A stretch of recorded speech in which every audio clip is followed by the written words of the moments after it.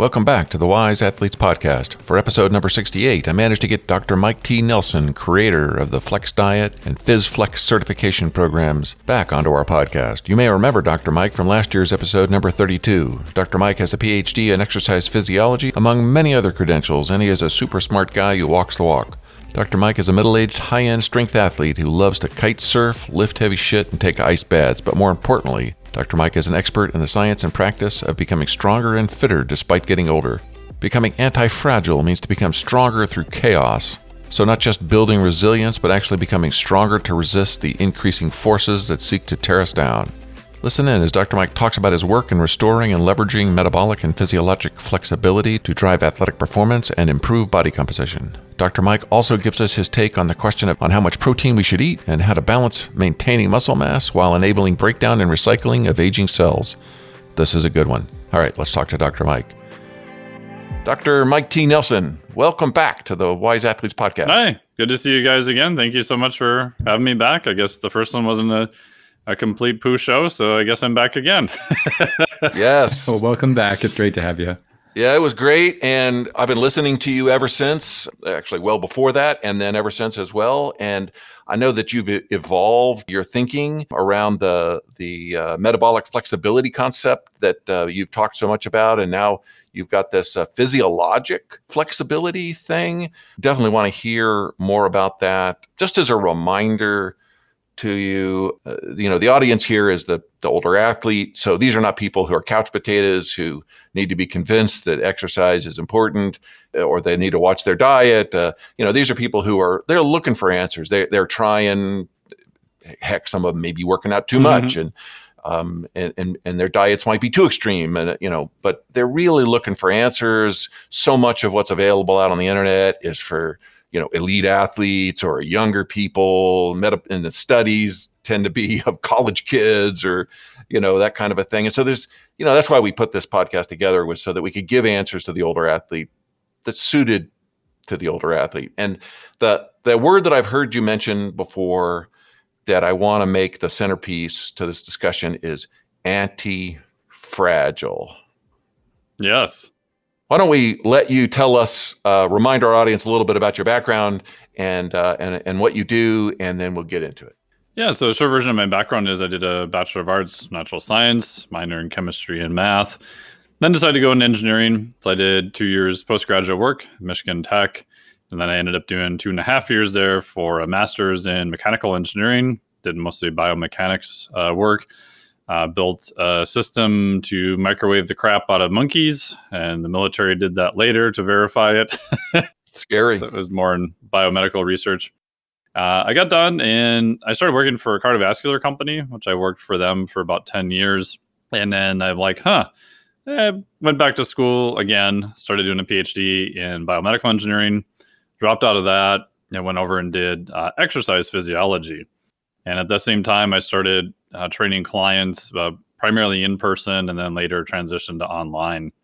And I finished my PhD technically in kinesiology, exercise phys, looking at the concepts of metabolic flexibility and heart rate variability. And right now I am an associate professor at the Carrick Institute. They do clinical neuroscience, clinical neurology. And then I have my own business where I work with clients one-on-one, have a couple of certifications, teach part-time for Rocky Mountain University and a bunch of other stuff. So it's been pretty fun. So go ahead. Well, I was just going to say, not that I'm shocked because I know who you are, but we've got an expert on the line here, which is always my favorite. And you're one of those, there's really very few guys like you out there who are not just really bright and deep into the science here, but you're also like a muscular fellow. You're a physically active, strong human being, and you're smart, and you are applying your smarts to the sorts of things that we're interested in knowing about. So glad to have you on. Yeah, thank you for that. I do primarily lately been doing more grip training for about the last 10 years. My goal is to lift the Thomas Inch dumbbell. So imagine a 175 pound dumbbell that's all cast like one piece, like the old school dumbbells you see. And the handle is 2 3/8 inch. So like the size of a pop can. Wow. So it's not so much the weight picking it up, like 175 for one hand deadlift is not super heavy, but the grip on it is so wide that as soon as you pick the thing up, the rotational force just spins out of your hand. So it's getting the grip strength to do that. So I've got smaller bells. I can do a 100-pound one right now. I'm almost at the 135. I'll probably get that this year. So you just got to add 40 pounds to that. So my goal is to get there. A stretch goal is maybe by the time I'm 50, but realistically, probably around 55 or so, I should hit that. So. Oh, I love the idea that you're on an upward trajectory and thinking you're continuing upward past your mid 50s. I mean, that's great. In terms of like the strength goals I've actually applied to myself in terms of my progress towards them, I'm farther ahead now at 48 than I was at any other point in my life. And in terms of physiology and lifestyle, I don't see any reason why that should even start to go down. Maybe when I hit my 60s or 70s. I mean, at some point I know it will, like your ability to recover, all that kind of stuff. You just have to train a little bit differently. But I mean, there's grip athletes. Old Hagen set one of the records with the inch, and he's his 50s, mid 50s now or something like that. He's probably older than that. He's probably 60s or 70s. But anyway, yeah, so there's a lot of old-time strongmen who stayed strong for many, many years into their 50s and 60s and beyond. So, well, good. Yeah. Well, that's great. Okay, so anti-fragile. I mean, one of the things that I worry about, and then I see it happening to me, and I watched it happen to my parents, and I can see it happen to the people that I train with, as they become more fragile. I mean, that's not the word that we use, but it's true that they get injured more easily, they recover more slowly, and so when I hear the word anti-fragile, I think, oh, I'd like that. Yeah. What does that mean to you? Yeah. So the formal definition, it goes back to Nassim Taleb's book called Anti-Fragile, Things That Gain from Disorder, which it's a heavy, in-depth read. I would recommend it, but I wouldn't say not the most enjoyable read per se. But it was fascinating to me how I literally made it through a master's in mechanical engineering, like the advanced study of how shit breaks, and like no one bothered to tell me about the concept of anti-fragility, which I thought was just weird. So if you have things that are fragile, right, like a crystal glass, I apply even just too much stress to it, boom, it's going to fracture, it's going to be a complete mess. Now I can have things that are more, what we could say is maybe robust. I can take a Tupperware container, I can drop it on the floor a bunch of times, and it still looks like a Tupperware container. It's not going to shatter into 1,000 pieces. But it's not going to get better from that stress that's applied to it. So the idea of something being anti-fragile is if we apply a stressor to it, not only can it resist that stress and not break into 1,000 pieces, physiologically, it'll actually get a little bit better if we apply the right amount of stress. And it turns out that most living systems are actually anti-fragile.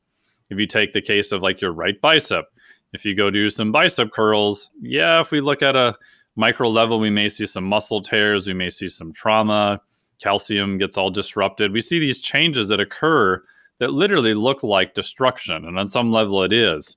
But if we come back 24, 48, 72 hours within a period of time later, then we could measure it. It's tiny, but the muscle's a little bit better. Those fibers are a little bit stronger, and everything is all nice and cleaned up and looks much more like we would expect a muscle to do.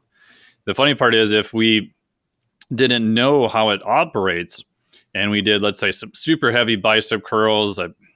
I did this on a cruise ship 4 years ago now. Buddy of mine, huge arms. So he's like, hey, we're going to train arms on the ship. A buddy of mine from the Carrick Institute. I'm like, only nerds like this would I bother training on a 7-day cruise, through the Caribbean or wherever we're going. I'm like, all right, great. So we did these crazy drop sets up to 45 pounds all the way up the rack and all the way back down. And like the next day, I can't get my hand to my hair or anything like that. My arms are sore for literally the whole time. But if you were to measure my bicep at that point, you would see lots of destruction of tissue. And so your first gut reaction would be, well, you idiot, what did you do? Look at this muscle before and look at it 24 hours later. It's destroyed. This is the dumbest thing ever. But if you come back, in my case, maybe 2 weeks later, oh, wait a minute, it's all good again. And if we can measure it, it's just a little bit stronger, right? So we added stress to the system. The stress actually had some disorder, right? It looked like a mess if we looked at it 24 hours later. But if we come back in an appropriate amount of time, if I would do that exact same training routine again, I would still be sore and I would still have some disruption, but not nearly to the level I had initially. Why? Because my body has gained from that disorder. It's now a little bit better. It's more anti-fragile than it was beforehand. And so the concept to me has just been fascinating how living systems, if you apply a little bit of stress, they actually get better. So my Tupperware container, no matter how many times I drop it, it's never going to get better at that stress. It might be able to handle that for thousands of cycles, but it's not going to get better from it. Where physiology literally gets better from the right amount of stress. Well, that sounds a lot like more than just the concept of being resilient. This idea of getting better, right? I think is the addition to the old concept of being resilient. Well, that's really interesting, and it sounds like there's more to it than just what we've all been hearing about. Exercise, and you do some exercise, and then you recover, and then you get stronger over time. The progressive overload type of an idea. It sounds like it applies to lots of things in our body. Our bodies are these complex machines that have lots of systems operating all at the same time. I know that, my body can burn fat and my body can burn carbohydrates. And sometimes it's better to burn fat and sometimes it's better to burn carbohydrates. And my body, when I was born, my body was good at that. But over my life, maybe because of aging, to some extent, things break down, but also maybe because of disuse, right? If I don't use my bicep shrinks because my body says, well, I don't need that. But maybe my not using flexibility in what I eat and have to digest and use for fuel, or flexibility in, how much oxygen I have in my body, and I don't know what all of the different areas are. My guess is that you could share some of your knowledge about that with us. Yeah. So when I was doing my research on metabolic flexibility, it was like probably 4 years into that process. So I was like, okay, so as we talked about last time on the show, we can increase our metabolic flexibility. We can get better at using carbohydrates on one end, can downregulate and get better at using fat on the other end, and we can effectively switch back and forth between the two, a la metabolically flexible. So if you go to do a really, really hard interval session, you want the ability to use carbohydrates for maximal performance. For just hanging out, like right now, having this conversation, you don't need high levels of ATP or energy. So fat is going to be a much, much more efficient fuel for that. We don't need a lot of energy right away. So can you switch back and forth between those two? I started thinking, I'm like, okay, that's cool, but can we extend that concept based on the kind of anti-fragility concept to the entire body? All right, so the phrase I coined, which is just kind of a made-up term, just called physiologic flexibility. So if we take these same ideas, how can you adapt to the ends of the spectrum, go from one end back and forth to the other end? I think you can increase something I called like your HDR, human dynamic range, right? If you look at high-level performance, it's almost always about how fast can you change direction, right? So sprinting, you're going from 0 to super, super fast on 100 meters. American football, you're looking at a receiver, defensive player, whatever. How fast can the running back change direction in the face of a defender?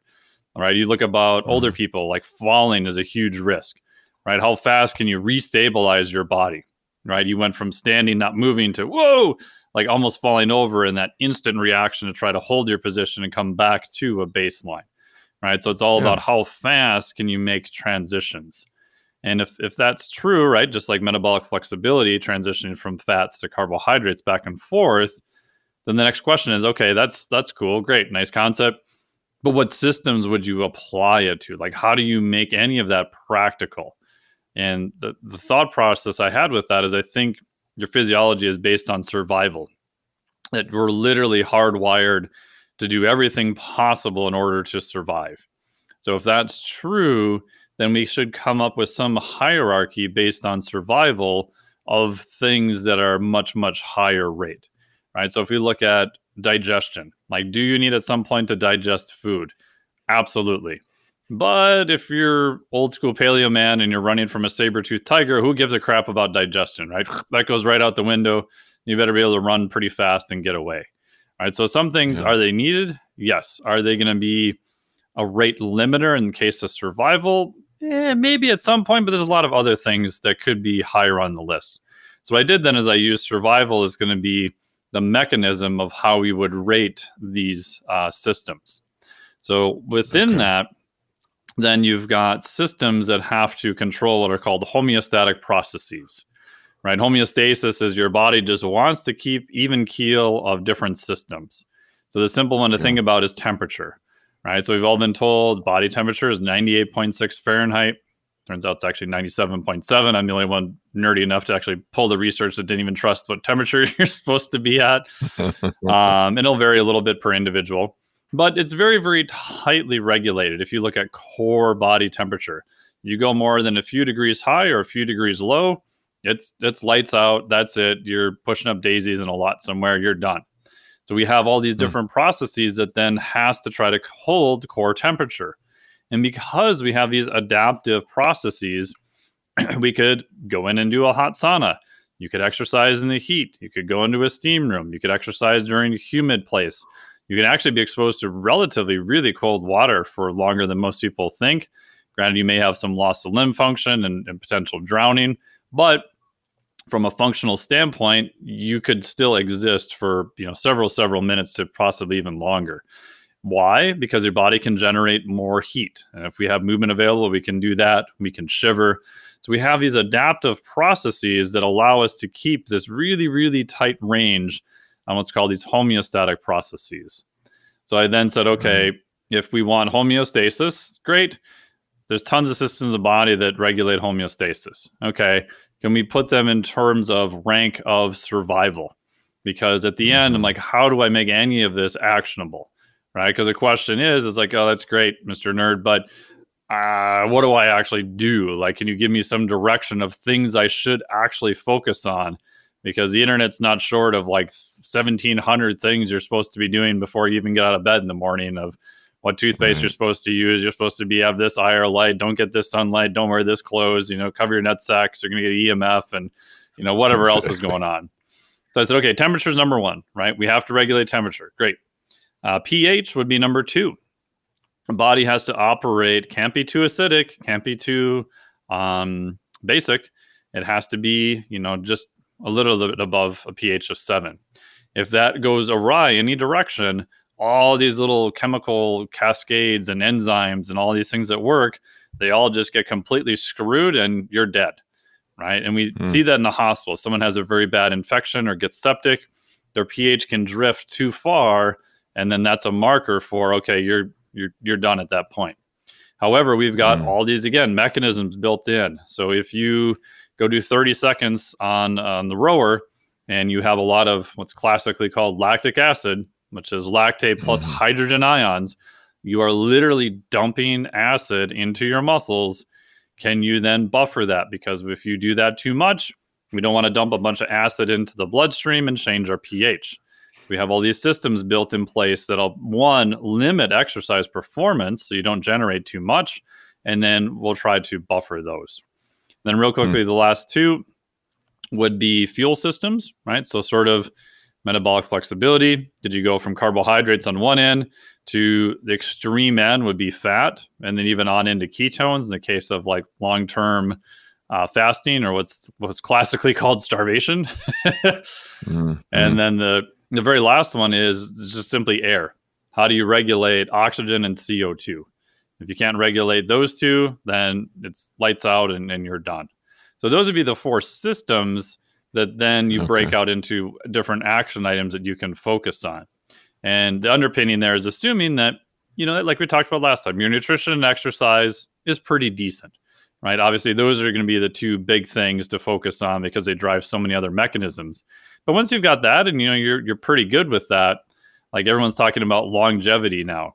Okay, great. Well, what do you focus on then at that point? Some new crazy supplement and take this algae, do that. right? So my bias is that this gives you areas of then to work on. Once you increase the adaptive ability in each one of those areas, you are literally making your physiology more anti-fragile. I wonder if it also, these things that you're talking about, do they give you some like windows into how healthy you are? Yes. If you don't have, metabolic flexibility, for example, I think that one is obvious. But, like if you can't hold your breath for very long, maybe that's a clue that something is off. Maybe it goes both ways, that it gives you clues as to your current status, but also pathways to improve your status. Yeah, exactly. And Kelvin Davies, that's what his argument is, that we've got this range of how far we can push these homeostatic adaptations, and the higher headroom we have, right? So how we can raise that physiologic ceiling, that's going to, in theory, bias longevity. And we know that those erode exactly what you said over time. Right? I remember visiting my grandma when she was in the nursing home. I think she passed away when she was 102. But for the last, several years, you always wonder, like, why do you walk into nursing homes? It's like 76 degrees in here all the time, right? It's because people who are older generally can't regulate their body temperature very high or very well. So they want that ambient temperature to be closer to 98.6, 97.7, because they have to do physically less work, right? And so why are they in there wearing Afghans and hats and all sorts of stuff? They're losing the ability to regulate their body temperature. All right. And if you take them and you bring them outside and even just slight humidity, it's very hard. It's a very hard stressor on them. You start getting even below 70 degrees of just ambient air temperature, that you'll see them start to shiver, and they can't create enough heat, and it becomes very uncomfortable. Right. So we do lose in these areas over time. Yeah, and you hear about when there's heat waves, that it's the elderly population that suffers the most. Yep. So that makes really good sense. I have myself noticed that my tolerance for cold temperature, I used to enjoy the cold. I grew up in South Florida, so it's like cold is cold. I love 65 cold degrees. That's cold, man. Yeah, it was exactly. And so it didn't really matter. I really liked it. But as I got older, I started hating the cold, and so I started doing. It actually was the worst thing I ever did, but I started taking ice cold showers. It was a part of it was a very long story to how did I end up doing that, because I swore I'd never do any. It sounded like the worst thing, but I started doing that. And after a while, I stopped minding the cold so much. And so I don't know whether that was psychological or was there some physiological? What do you think? I mean, I think it's probably both. So I grew up in Minnesota, right? So previous to COVID, I did a lot of traveling, so I wasn't home as much in Minnesota in the winter. So I can't say, I was hanging out in the winter in the snowdrift all the time. But once COVID had, it was about 2 years of not traveling, so I'm here most of the winter. And I decided, right before it happened, I ended up buying a freezer that I converted to cold water immersion. Oh my God! You caulk all the inside of it. You put it on a temp sensor, unplug it before you get in, of course. And I thought this would be a great experiment. I'm kind of used to cold; it doesn't bother me too much. But man, getting in cold water feels different than air temperature.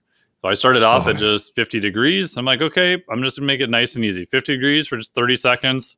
And I wanted to get out before it was difficult, right? Could I sit in there much longer and shiver and be horrible? Sure. But my goal was, can I do this almost literally every day? And so for over a year, probably 6 days out of 7 days, got in the freezer right after doing more aerobic stuff in the morning.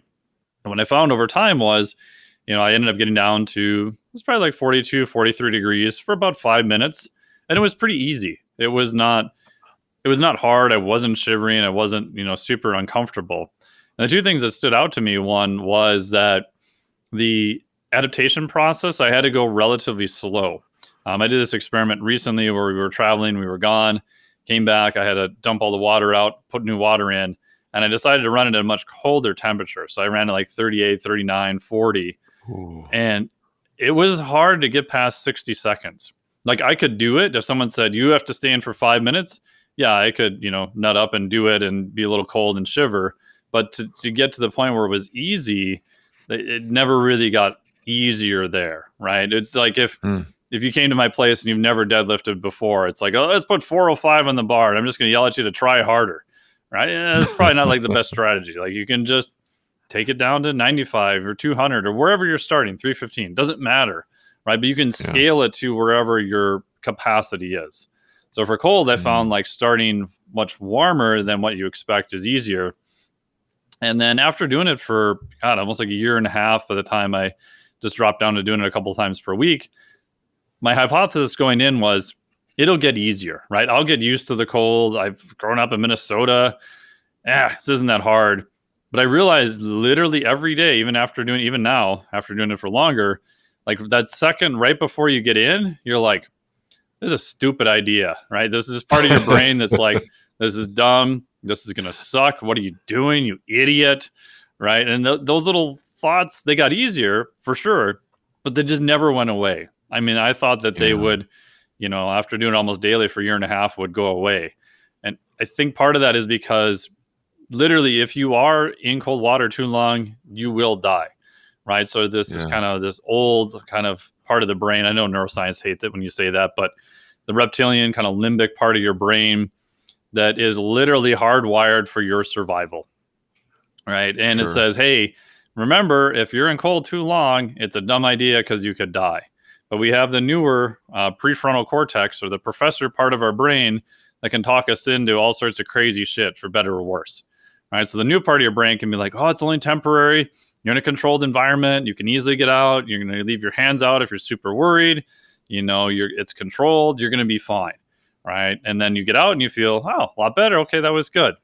But that little limbic part, Dr. Huberman calls it limbic friction, which I like. It never went away, right? There's some things that are just hardwired where, yep, you can still override it, but it's going to take a little bit of effort and a little bit of go do it type thing. Yeah, let's talk more about that. Because that's not just limited to getting your stupid ass into freezing cold water. Anything that's hard. It's like, I shouldn't eat that extra bowl of ice cream. Like, I want it. Yeah. Calories. I'm not supposed to. Calories I want that thing. I want that, or whatever it is. And I don't know whether it's addiction, dopamine type related stuff, or it's these instincts type thing. But maybe you've got some tricks for helping people who they want to do things. Let's just set aside whether they're smart or not, but they want to do things, and they've got these voices in their head that say, do it, or don't do it. That's stupid. Mm-hmm. But they've thought it through, or they've got advice from somebody who's, pretty wise, and they just are having a hard time making themselves do this thing. How do you help people do that? Yeah. If I'm honest, I charge them a lot of money. And I've hired other coaches that I've paid thousands of dollars to. Why? Because it's hard, and left to my own devices, I wasn't freaking doing it, right? So if I'm paying someone for their advice, I've got skin in the game, and so now I'm accountable. Now they're going to call me on my own BS, and it's costing me money, right? No one wants to burn money, right? So I think that's obviously one way. But independent of that, a couple of things. So accountability is one thing. Yeah, accountability. And again, this could be a pool with your friends. It doesn't necessarily have to be a coach per se. Other couple of things I found is I'm a bigger fan of frequency, but easier, right? So a lot of times with new clients, they'll be like, just tell me what to do. Give me the list of 17 things. I'll do it. And in the past, I was like, great, here's your 17 things. And then a week goes by and they've only done like 5 of them. And then they feel bad, and then you're mad. And so do less than what you think. And then when they complain, I got this from Krista Scott Dixon of like, okay, if I only gave you 5 things and you wanted 20, show me that you can do the 5 things, right? You got 2 weeks. I want 98% compliance. Show me. And what they then realize is, oh yeah, this is harder than I thought, right? Because a lot of times our eyes are kind of bigger than what we can actually do. So I'm a bigger fan of whatever it is, do it more often, but make it easier. So when I was trying to get into just doing rowing most mornings, I literally started with the goal of like, I will sit on the rower 5 out of 7 days per week, and I don't even care if I row more than 30 seconds. It's not the point. The point is I have to wander out into my garage and sit on there, turn it on, sync the device, and do something. Right. And then it was, okay, let's do a minute. Let's do 2 minutes. Let's do 6 minutes. Right. So I'll scale up the amount of time. So with cold water, even I still do this. I just did this the other day of like, okay, I'm at this temp, I should be around, 3 to 5 minutes. I'm like, man, I don't want to do this today. This is a horrible idea. And your brain goes through all the excuses of, I'm tired, I had less calories, and didn't sleep well last night. And I'm like, okay, so can I make it easier? So my goal is just get in and get control of my breath. When I get control of my breath, I can get out. And normally what you find at that point is, oh, wow, this is easier. I ended up saying like 2 minutes, right? So I lowered the bar to entry to make it to something that you can do. And then once you're doing it, it's not so bad, right? So for a lot of clients, it's like, okay, like when I first started, especially with more general pop, I literally had clients like, okay, text me a picture of yourself with the gym check-in person. I don't even care if you do anything at the gym. They're like, what are you, insane? Like, why am I paying you all this money? This is the dumbest thing ever. I'm like, okay, how many times, Bob, have you gone to the gym last year? Oh, none. Okay, great. So one, you've already won, right? And lo and behold, what they find is, I went to the gym, I just thought I'd do some bicep curls and, I actually changed clothes today. And so it was getting them over the hump of just getting there, but making it easier, right? Because we've all had this, like, you're like, oh my God, Monday's this horrible hour and a half training session. It's just going to suck. It's going to be so bad. And you build this thing up so high that you just need so much momentum to get over it that all of a sudden skipping becomes like a legitimate option versus even with my own training now, it's like, okay, can I do 5 to 6 days a week? If I can do that, my goal is just to show up. Like today, we literally had to drive back from my parents' house this morning. So they had a tornado happen. We had a bunch of trees down. They're all safe. Everything's fine. But I literally had 25 minutes to train today between stuff going on. But I'm fortunate. I built my life around this. I have a garage gym. So I just had to walk out. I did some heavy deadlifts and a couple other things, and that was it. But in the past, I would have not done that at all. I would have been like, oh my God, my normal training schedule is all screwed. Let's just eat birthday cake instead, right? So it's literally going, okay, what can I do today? What can I get out? I'll take whatever I can get from my performance, and then I'll start again tomorrow. And if you just do that frequency, that violent consistency over time, it gets easier. But I think just lowering the bar to your expectation, you'll get a lot more done. So consistency, lower the bar enough so that you can just do it all the time. And I guess the second part is then that it's the bar is low enough that it's not really a suffering thing. Right. It's a, I'm going to do this thing and there's no reason not to because it's not that big of a deal. And I just get in the habit of doing it. And then once I'm doing it, like let's say I wanted to do cold showers, the idea of I'm going to go right now and take all my clothes off and get in the shower that's ice cold, that would be very hard. Mm-hmm. But if I'm already in the shower, because I got to take a shower in the morning, and all I'm going to do is like turn it on cold for 5 seconds at one point in there, well, surely I can do that. Is this sort of the idea that you're talking about? Yeah, I like that. And James Clear calls it like habit stacking. Right. So for people for cold water immersion, they're like, I don't have a crazy freezer in my garage. I'm not doing that. I'm like, okay, just turn it to cold for 5 to 10 seconds. Like you're probably going to shower, right? So whenever you shower, exactly what you said, you're literally turning the dial like hot has to go to cold first and then off. So your goal is just before you think about it, you just stop on cold. And I've had clients do this now more often. And it's so funny. Like somebody just emailed me a couple days ago.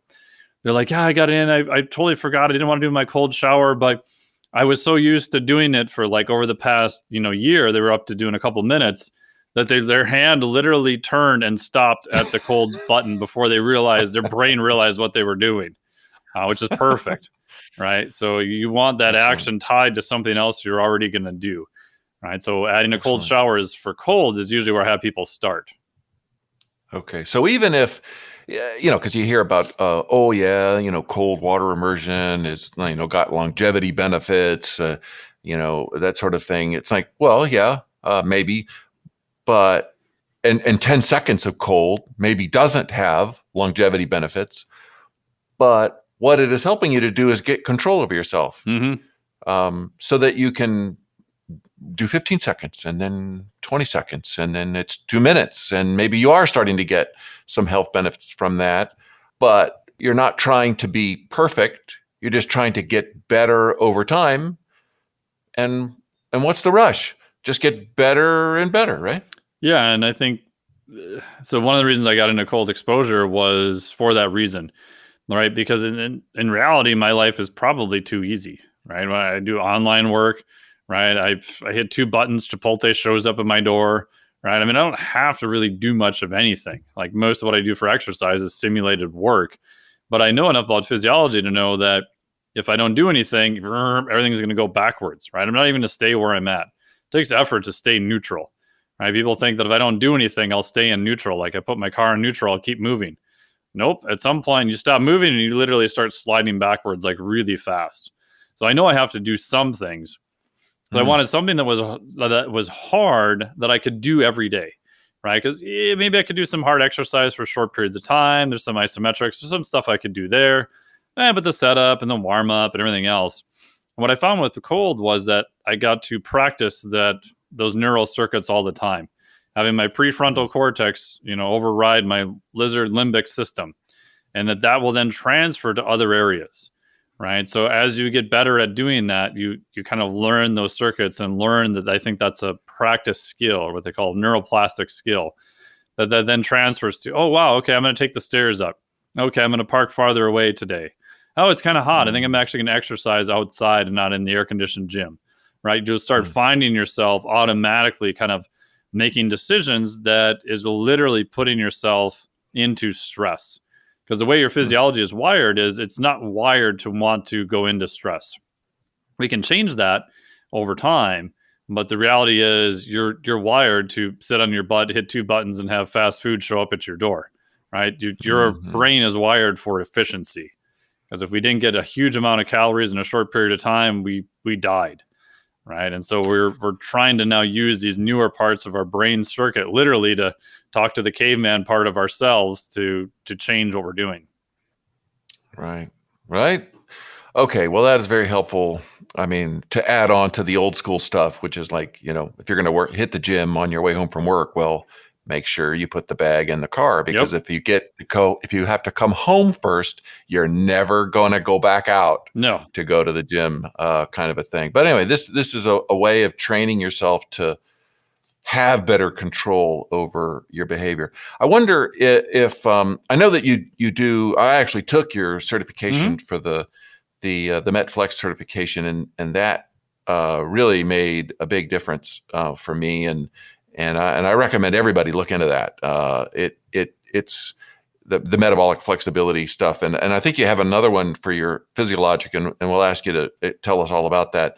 But I wonder if there's any sort of like general advice that you could give. Again, we're talking about the older athlete here, so that you don't have to encourage people to get off the couch and get some exercise, but things that they could do that we haven't already talked about that would be good. They'd be smart. Maybe aside from like hire a coach, but things that just would be, in your opinion, sensible for a person who's looking to fight off this fragility that sort of comes on naturally or whatever, why ever it happens, I don't know, but it happens. And so, what can we do to fight that off as long as we can? Yeah, so there's a couple things. So one we talked about is some type of different temperature exposure. That can be hot or cold, either one. Just start with whatever feels good. Doesn't matter to me. Some way of altering your pH. So a simple way would be some type of high intensity interval training. If you're proficient at running, this could be running. My bias is using a rower or a bike if you don't want a lot of the impact on your joints. And literally just get on there and go hard for 20, 30, maybe 40 seconds, right? You want to try to get as high as you can to a max heart rate. Again, warm up beforehand, of course. And people always ask, well, do I take 220 minus my age to figure out my max heart rate? It's highly variable. It's a good start, but just get an old school heart rate strap and just monitor it, right? So if you hit 174, great. Next week, all of a sudden now you hit 176, great. Your max is now 176, right? It's not that it magically probably increased. It's just you exercise a little harder to get it to there. And whatever number you get is going to be your max, right? So you can try to get at least 90% of that max a couple times. 20, 30, 40 seconds. That will dump a lot of acid into your bloodstream, and you will have to buffer that. I just got done doing a podcast with Dr. Keith Barr, and he was saying that so high-intensity interval training like that, they did a study looking at how many genes are turned on in younger people and older people. I can't remember what age it was at, but he said it literally turns on the same number of genes, right? And that makes sense, right? If we're talking about survival, if the saber-toothed tiger all of a sudden shows up, like you better be able to run super fast away from it, and we would want some positive adaptations from that for survival. Another one would be, like we talked about, carbohydrates to maybe ketosis or fat, right? So pick a period of time, like we talked about last time, do some fasting. I think that's useful. You know, it could be once every 3 weeks. It could be just 1 day a week. It doesn't have to be every day by any means. It can be pretty simple. Last two would be some type of difference between carbon dioxide and oxygen. This could be a Wim Hof type protocol for breathing. This could be aerobic training. It could be whatever you want, right? To consume a higher amount of oxygen, like your VO2 max, which people are familiar with, and then get used to that feeling of like you can't breathe fast enough to get rid of CO2, right? That sensation of that it's just hard to catch your breath. Yeah, do that once in a while. I think that's a good thing. And the last thing, which is not really in the cert, would be do some recreation and ideally learn some new sport. The more complex it is and the more you're dealing with an outside environment, the better.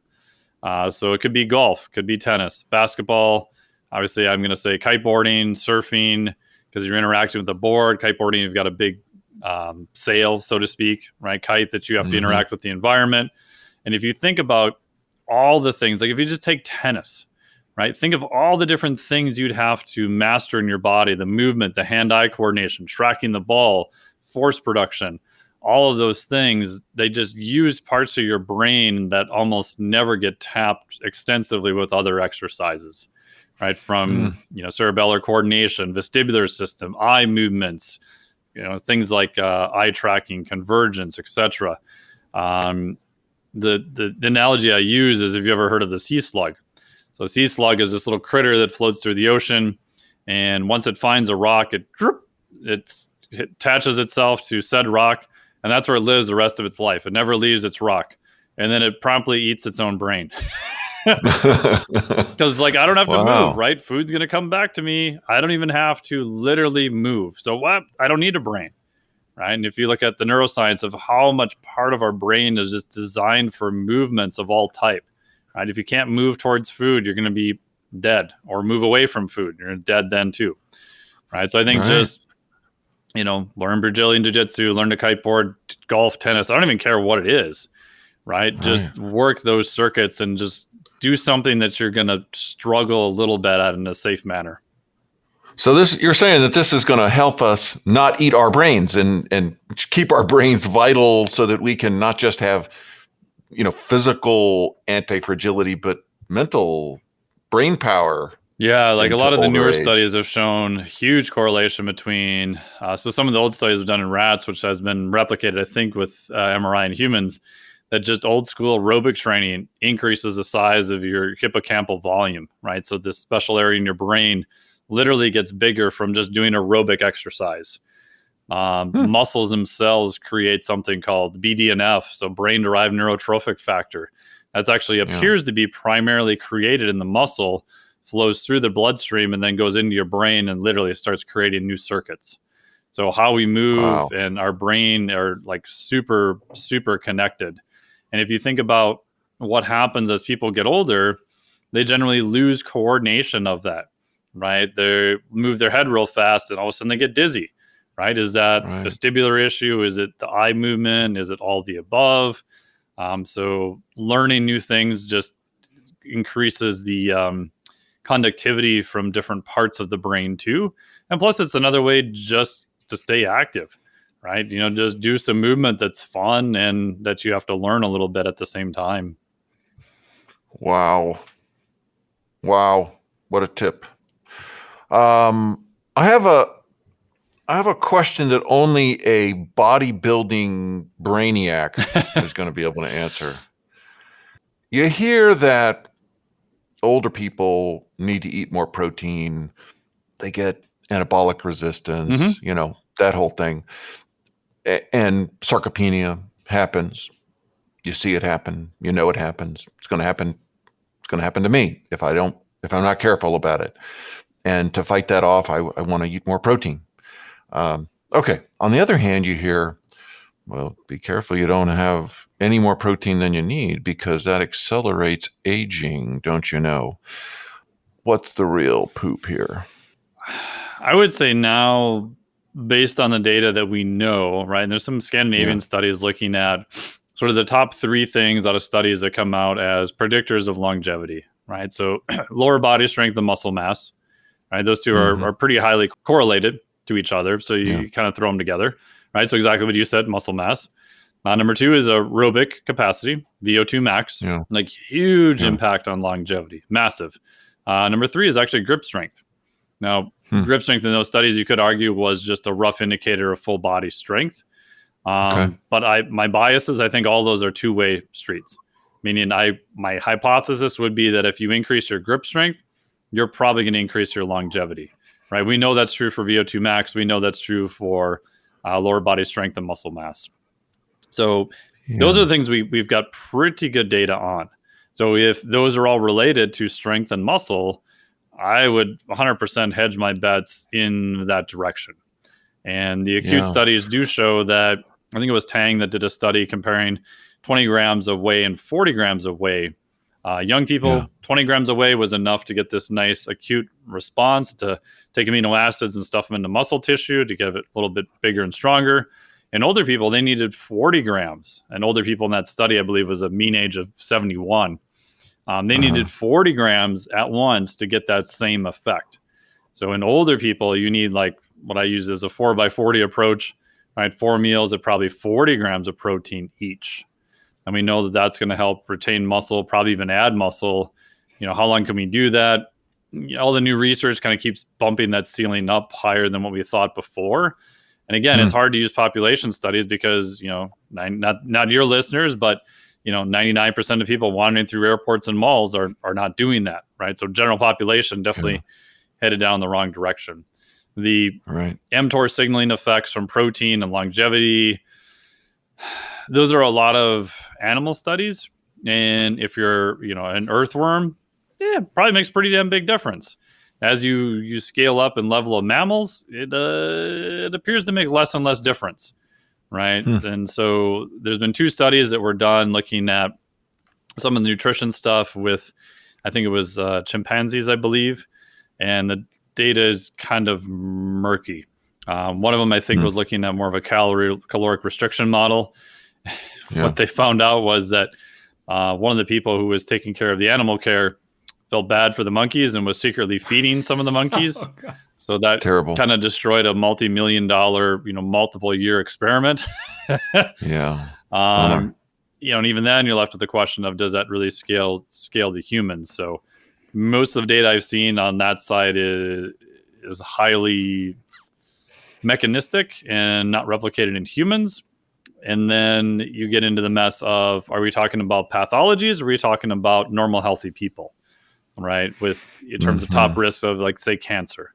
Like maybe some types of cancer, if you have them already, might they be accelerated by protein? Maybe. That's not my area of research. But to then extrapolate and say that, oh, well, that's going to apply to healthy people, that's like a completely different realm entirely, right? And the little bit I know about cancer research shows that the things that are good for healthy people are almost like cancer is like the bizarro world, or almost the inverse. Right? Because cancer, you've got too many cells that are replicating too fast, right? So things to slow down cell replication is probably going to be beneficial for a cancer treatment. If you take a normal, healthy human, you slow down replication, now you've just slowed down all their regenerative properties, and that's probably not going to be the best. again, I'm like way out of my research in that area, and that's kind of hypothetical. But yeah, so for me personally, I don't worry about protein. If I was 85 years old now, I would be probably eating more protein, right? And so for my parents, my grandparents, anyone else, right as of now, I would recommend probably more protein. I'm going to hedge my bets on, staying as functional and adding as much and keeping as much muscle mass as you can for as long as you can. I like that advice. Well, thank you for that. Yeah. Let me ask Glenn here if he's got any questions for you, and then we'll he's been too let quiet. you tell us. I'm just listening to all the good stuff I'm hearing because you wandered down my area with the cancer type stuff, so that was kind of nice. But yeah, maybe you have more info on that. I mean, again, like I said, that's well outside my wheelhouse. Yeah, well, this all the studies coming out now are just like they're just wow. I didn't know that. Like the one about the funny thing is, I'll tell you a funny story how I got into the protein kick some years ago, and basically I had chickens in my backyard. I had a pair of goats, and I was drinking the goat's milk, and I was having the eggs. So I was getting fresh eggs and fresh milk and everything else. And then I read T. Colin Campbell's book, and I was like, oh, great, 12%. So I realized that maybe I was on the wrong track after all. But I think it comes down to, I would look at it from the point of a balanced diet, not too high in fats, not too high in carbs, not too high in protein, but basically a balanced diet. And the foods that are present in nature are the foods that I try to eat from primarily, whether it be the goats in the backyard or whether it be the chicken or the duck eggs now I use. So, but yeah. Yeah.